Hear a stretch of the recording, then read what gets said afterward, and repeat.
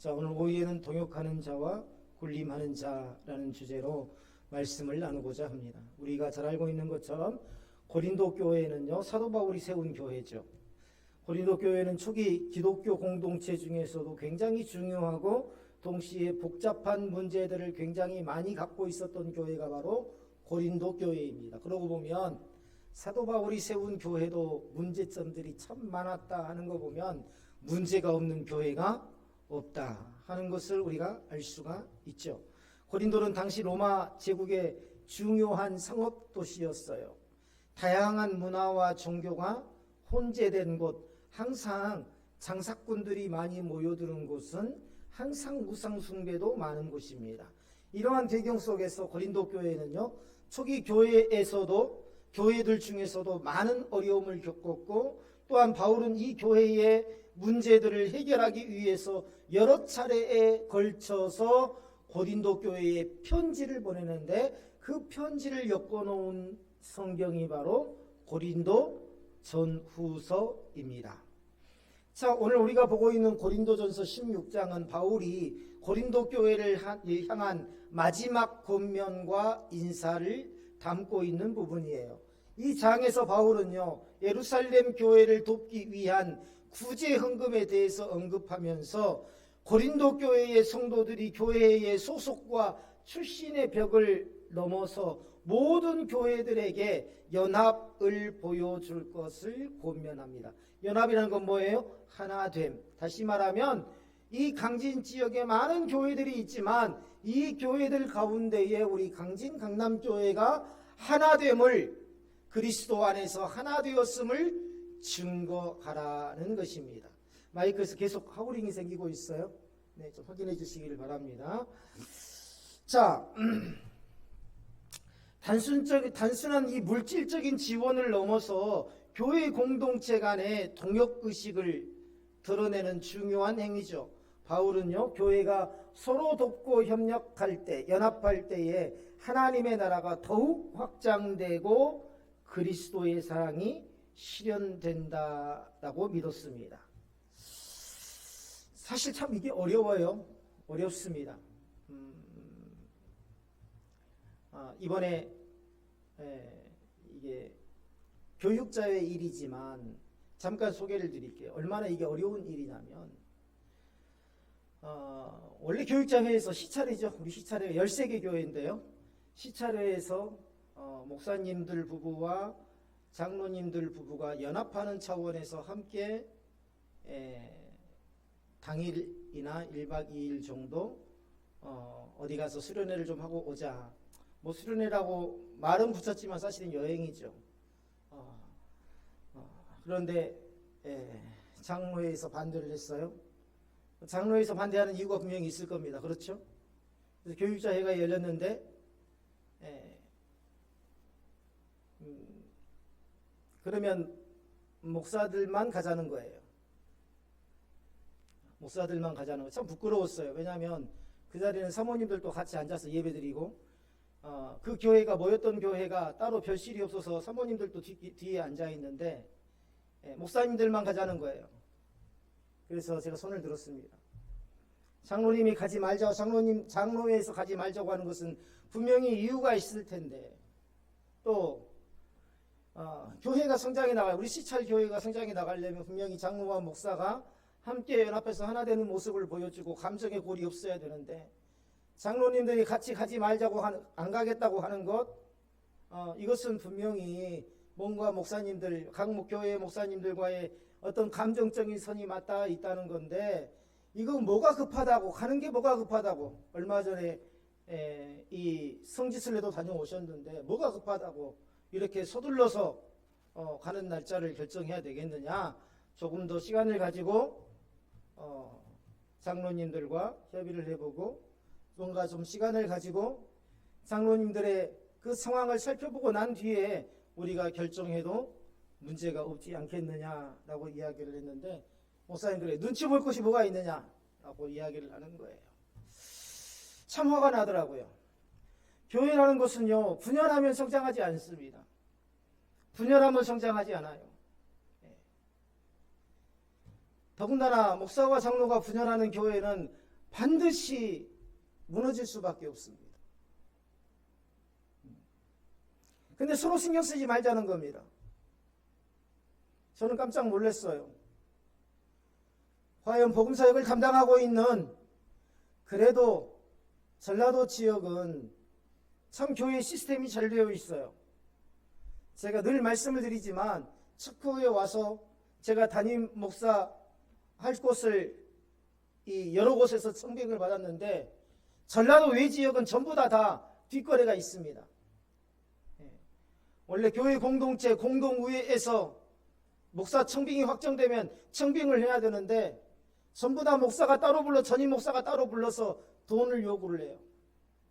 그래서 그런 교회 가지 않고 이 강진 강남교회 왔는데 전라도에서는 이 모든 청빙이 교회 중심이 아니라 노예 중심이라 가능한 겁니다. 그 참 내 고향 교회가 잘 되어 있구나, 시스템이 잘 되어 있구나라고 생각을 했는데 전부 다 가지고 있는 사고방식들이 그래요. 사고방식들이. 권위의식. 이 목사들의 문제만은 아니죠. 우리 모두의 문제입니다. 내가 권사로서의 권위, 장로로서의 권위, 내가 목사로서의 권위, 내가 집사로서의 권위, 내 나이가 몇 살인데 이러한 권위의식을 내세우는 공동체는 결코 하나 될 수 없고 그리스도로 연합할 수 없고 절대 성장할 수 없다는 것을 우리는 잘 깨달아야 됩니다. 오늘 오전에도 말씀을 드렸죠. 우리가 주 안에서 다 내려놓음이 없이는 결코 공동체가 성장하지 못한다. 이전에 것들을 다 내려놓고 내가 초신자라는 상태에서 다시 시작하는 신앙생활을 해야 된다라고 말씀을 드렸습니다. 바울이 주장하고 있는 게 바로 그겁니다. 교회가 서로 돕고 연합할 때에 하나님의 나라가 더욱 확장되고 그리스도의 사랑이 실현된다. 그래서 어제 교육자 임원회에서 모여서 그랬어요. 저도 석이니까 교육자 임원회에서. 그러면 자꾸 우리가 목사들이 이 나가기를 좋아하는 어떤 그런 일정을 잡을 게 아니라 그럼 이왕이면 도서벽지 교회를 방문하는 게 어떠냐. 도서벽지 교회 좋잖아요. 그렇죠? 예산이 몇백만 원 있으니까 그거 가지고 담은 얼마라도 도서벽지 교회, 어려운 교회 가가지고 방문하고 기도하고 예배 드리고 가서 물질적으로 조금 도와주고 우리 교단, 우리 노예가 아니라도, 그리고 오는 길에 기회가 된다면 그 섬 지역도 돌아보고 그 아름다운 경관도 보고 그렇게 오면 좋지 않느냐?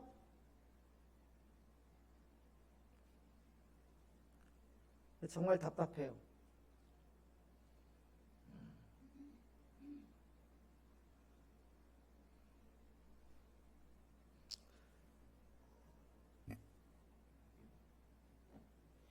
우리 모든 교회가 서로 연합하는 교회, 서로 돕고 협력하는 교회가 되어야 됩니다.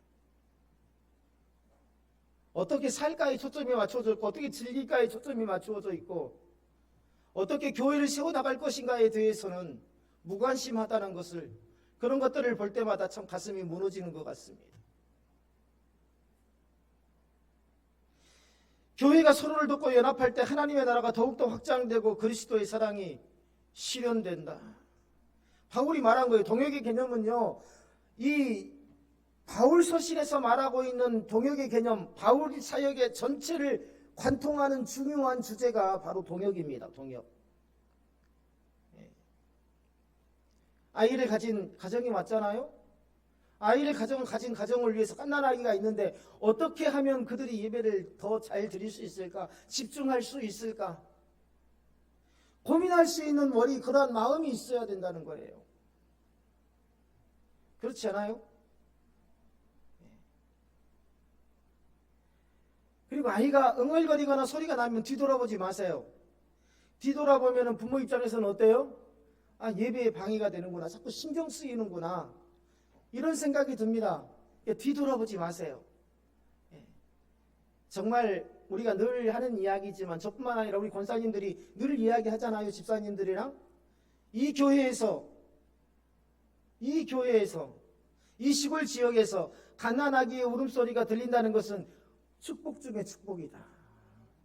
그렇지 않습니까? 예. 축복 중에 축복이에요. 하나님의 복 중에 복 중입니다. 예.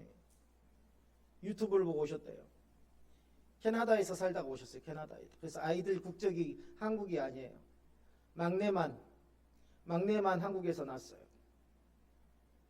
다음 주에 이제 정식으로 이제 소개를 할 건데요. 우리 카톡의 단톡방에 들어오고 이번 주에 이제 항상 우리가 그런 부분에 마음을 쓰자라는 거. 다음 세대 팀에서도요. 물론 아이들한테 간식을 준비하지만 그러나 아이들이 아주 어린 아이들이잖아요. 그렇죠? 예배 시간에 좀 먹을 소리 나지 않게 먹을 수 있는 뭔가를 별도로 준비해주면 참 좋겠다 하는 생각이 들어요. 예, 그런 거 세심한 거 하나하나 마음을 기울이지 않으면 정착하기가 힘듭니다.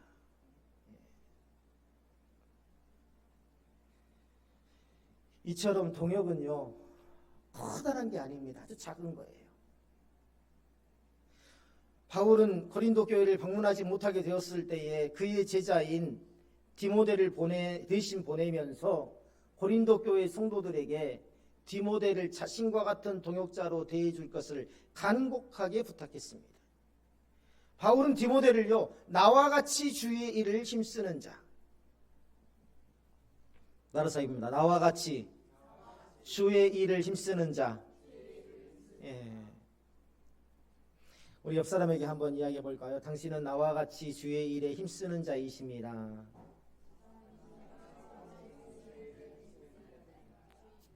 예, 그 사람이 나이가 적든 나이가 많든 많이 배웠든 적게 배웠든 상관이 없어요.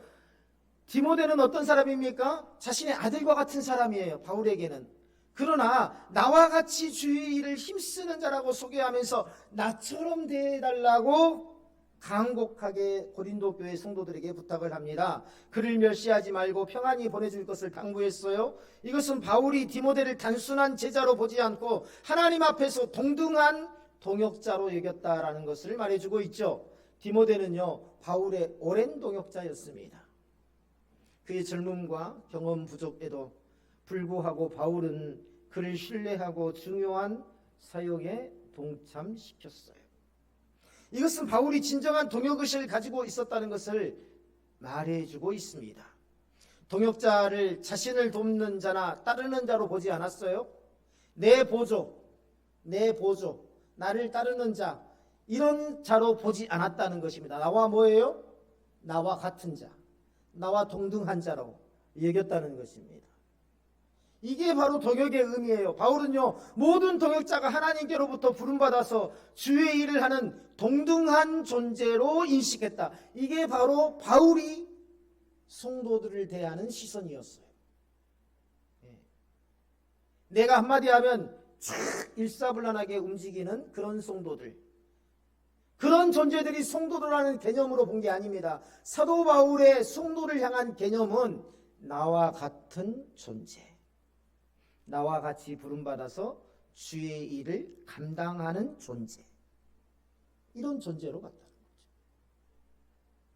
현대교회에서도 굉장히 중요한 교훈이 됩니다. 교회 안에서 우리는요, 서로를 존중하고 하나님께서 주신 은사를 따라서 각자가 맡은 역할에 충실히 감당해야 됩니다. 벌써 오늘 우리 이정현 집사님이 신디를 맡지 못하니까 어때요? 중간에 전도사님하고 저하고 연결 지은 그 중간이 어떻게 돼요? 갑자기 정적이 흐르죠. 신디가 나와야 될 이 시간에 그래야 기도가 이어지고 자연스럽게 예배가 이어지는데 갑자기 끊어지는 겁니다. 사역을 맡으신 분들이 아프거나, 물론 이정현 집사님 같은 경우는 일부러 안 나오신 건 아니잖아요. 아프거나 이런 일로 사역의 관계가 끊어지면 이런 일들이 발생해요.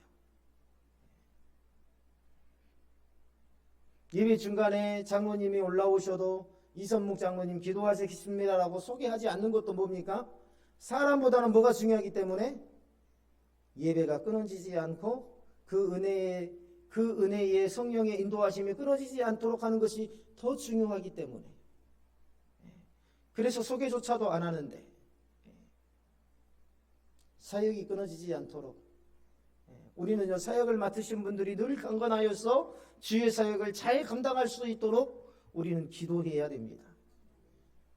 그리고 내가 사역을 맡았다면 하나님 내가 이 사역만큼은 죽어도 놓지 않도록 해주옵소서라고 우리는 끊임없이 이 사역을 위해서 기도해야 될 줄로 믿습니다.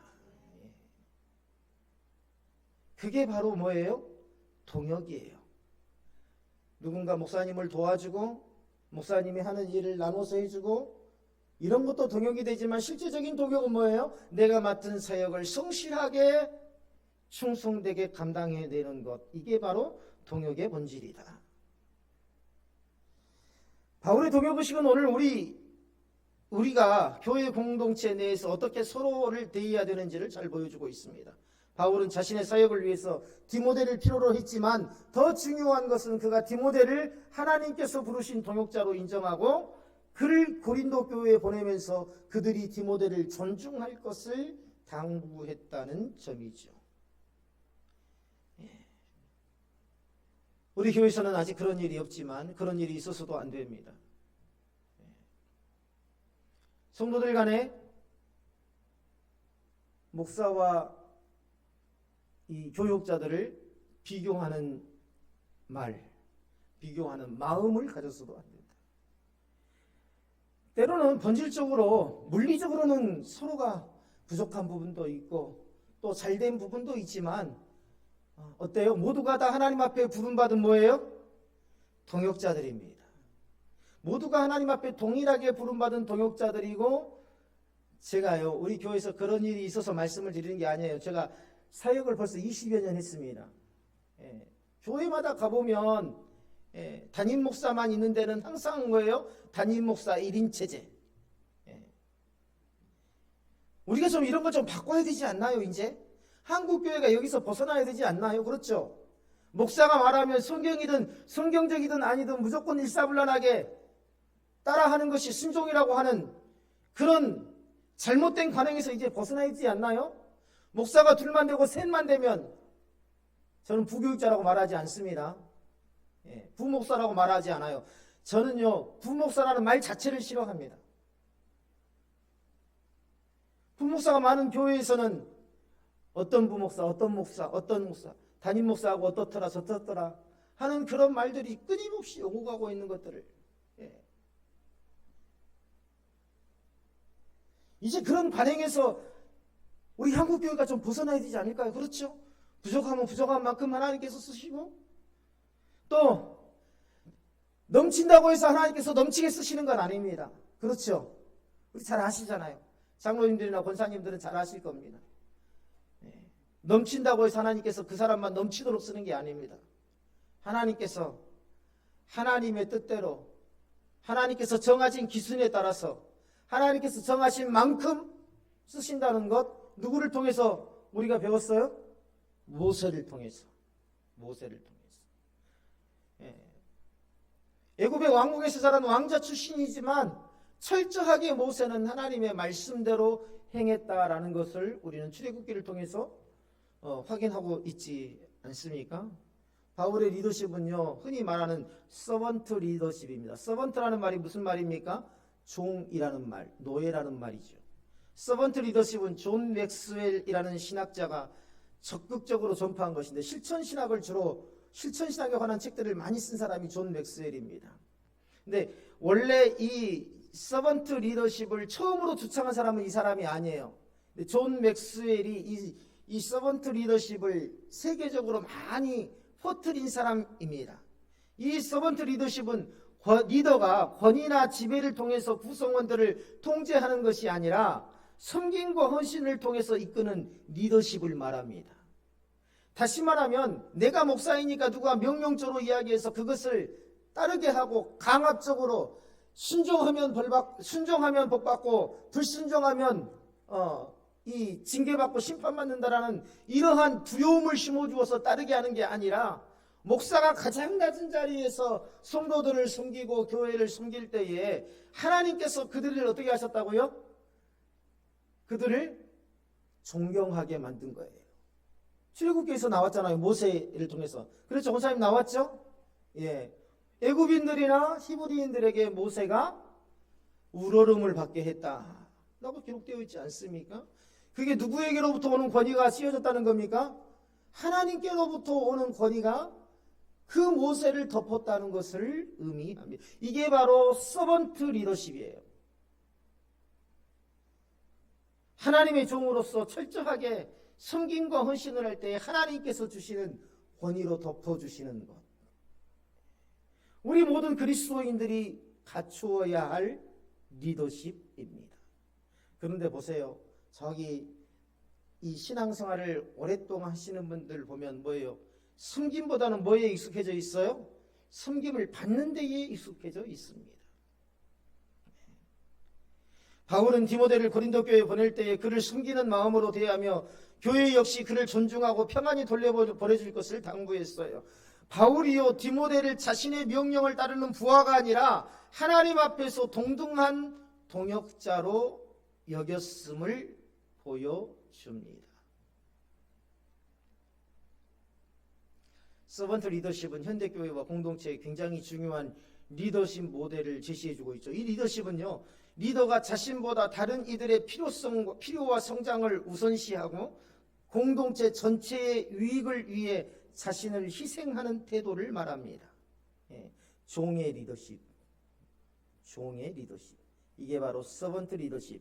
예수님께서 제자들의 발을 씻기시며 보여준 섬김의 본질이 바로 이 리더십의 본질입니다.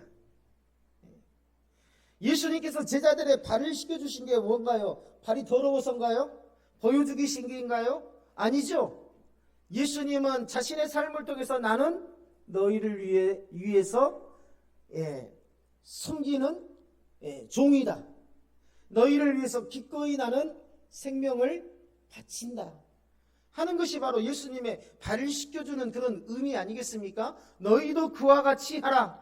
그런데요, 이게 한국 교회에서 참 정착하기가 어렵다는 생각이 듭니다. 아까도 이야기했지만 교육자 이야기를 부끄럽지만 저도 그 교육자회에 있지만 생각이 어때요? 아직도 권위의식이 가득해요. 성도를 동역자로 여기며 이러한 리더십이 교회 안에 정착해 나가기를 힘쓰고 있는데 한국 교회의 특징이 목회자 한 사람에 대한 의존적인 성향이 너무 강해요. 그리고 개인적인 신앙 성장을 위한 노력보다는 종교적인 성향이 강해서 정말 이런 교회로 바꾸어 나가기가 어렵다라는 생각을 하고 있습니다. 바울의 경우 그는 자신의 리더십을 통해서 동역자들에게 헌신과 섬김을 보여주었고 그들의 성장을 돕기 위해 애썼습니다. 바울의 이러한 태도는 오늘날 교회의 리더들이 본받아야 될 중요한 교훈이에요. 리더는요, 자신의 권위를 주장하기보다는 섬김의 마음으로 공동체를 이끌어야 되고 동역자들과 함께 하나님의 일을 이루기 위해서 노력해야 합니다. 새로운 사람들이 우리 교회 공동체에 오면은요, 확 느껴져야 돼요. 완전히 틀려야 돼요. 다른 교회하고. 뭐가 달라야 됩니까? 이 교회는 섬김과 헌신이 다르구나. 목사 중심의 교회가 아니라 모든 성도들이 이 교회의 중심이구나 하는 것들이 느껴져야 됩니다. 자, 아볼로의 사례에서 우리는 책임감 있는 리더의 또 다른 면모를 볼 수 있죠. 아볼로는 고린도 교회에서 큰 영향력을 지닌 인물이었습니다. 바울의 여러 권면에도 불구하고 고린도 교회로 가는 것을 거부했어요. 바울이 고린도 교회로 아볼로에게 가라고 했지만 아볼로는 고린도 교회로 가지 않겠다고 거부했습니다. 왜 거부했습니까? 아볼로가 고린도 교회로 가지 않는 이유가 뭐예요? 교회 내에서 사람 중심의 당파가 형성되는 것이 바람직하지 않다고 판단했기 때문입니다. 아볼로는 자신의 인기나 명성보다는 교회 공동체의 유익을 더 중요하게 여겼던 거예요. 이것은 그의 동역의식에서 비롯된 것입니다. 책임감 있는 리더는 자신의 결정이 공동체에 미칠 영향을 신중히 고려하고 공동체의 유익을 위해서 때로는 자신의 이익을 포기하며 결정을 내립니다. 우리 교회가 성장해 나갈수록 목사의 기능은 약화되어 가야 돼요. 이게 건강한 교회입니다. 이게 건강하게 세워지는 교회의 증거예요. 교회가 커갈수록 목사의 말이 더욱더 강력하고 목사의 말에 모든 그 수많은 교인들이 일사불란하게 따르는 교회는 문제가 있는 교회입니다. 교회가 성장할수록 목사의 권한은 어떻게 된다고요? 줄어들어야 됩니다. 목사의 존재감은 더욱더 약해져 가야 됩니다. 대신에 누가 다 곳곳에서 맡고 있어요? 성도들이 보이지 않는 구석구석에서 전부 다 그 사역을 감당해내고 있는 거예요. 왜 이단이 나옵니까? 왜 이단이 나와요? 원래 이단적 사상을 가지고 있어서 이단이 나온가요? 아니에요. 이단적 사상을 가지고 있어서 성경을 잘못해서 이단이 나오는 게 아닙니다. 물론 그런 경우도 있지만 대부분의 이단들은 어떻게 생겼냐면요, 강력한 1인 체제 안에서 비롯된 거예요. 이 강력한 1인 체제를 어떻게 하면 유지시킬 수 있느냐를 연구하면서 성경을 변형시키기 시작합니다. 그게 바로 이단의 특징이에요.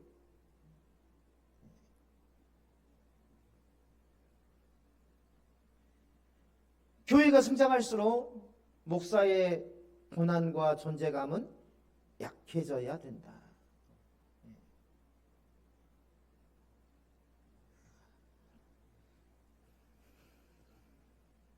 아볼로는 바울의 권위를 존중하면서도 교회의 유익을 위해서 자신의 의지를 굽히지 않았습니다.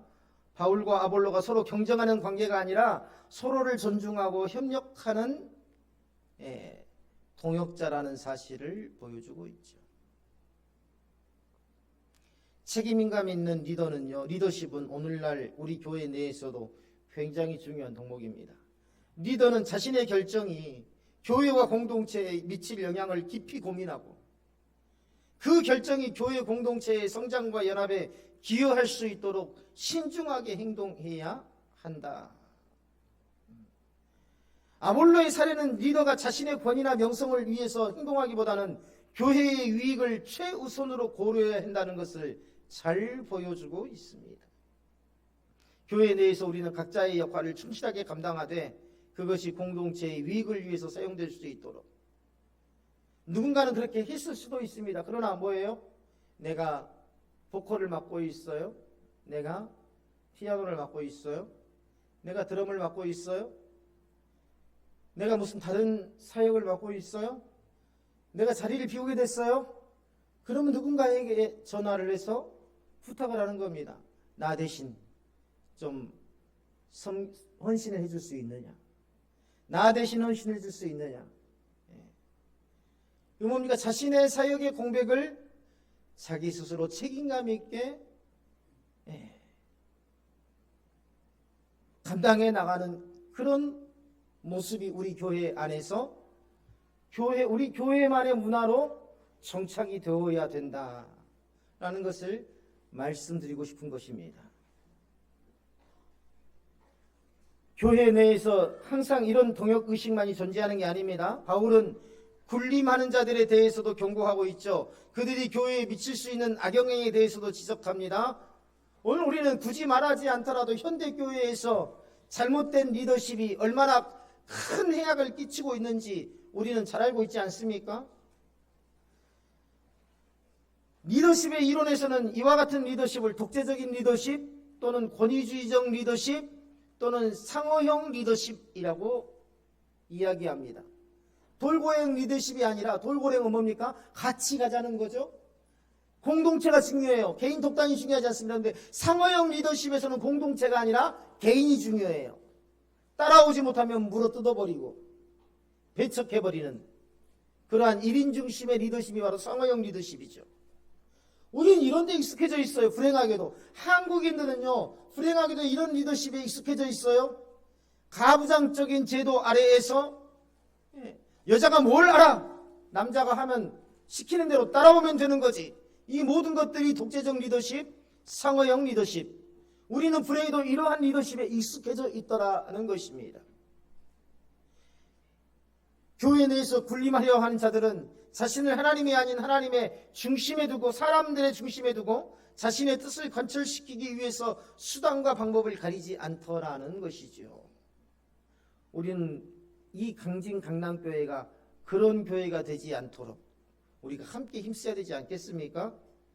자신을 하나님께서 세우신 권위자로 여기고 다른 이들을 지배하고 복종하게 하려는 그런 태도를 가진 자들, 이로 인해서 교회는 갈등과 분열을 겪게 되고 공동체의 건강한 성장이 저해되는 것. 장로님들이 어떻게 생각하든 우리가 생각하고 우리가 결정한 대로 가기만 하면 돼 라는 그러한 일방적인 리더십이 아니라 교회 안에서 서로 하나됨을 이루고 교회가 교회와의 연합을 통해서 하나됨을 보여주는 그러한 공동체. 이게 진정한 공동체가 아닐까요? 이게 진정한 신앙 공동체가 아닐까요? 군림하는 리더는 다른 이들의 의견을 무시하고 자신의 생각과 계획을 절대시하는 경향이 있습니다. 이러한 리더십은 교회 내에서 불화를 일으키고 성도 간의 신뢰를 저하게 되더라.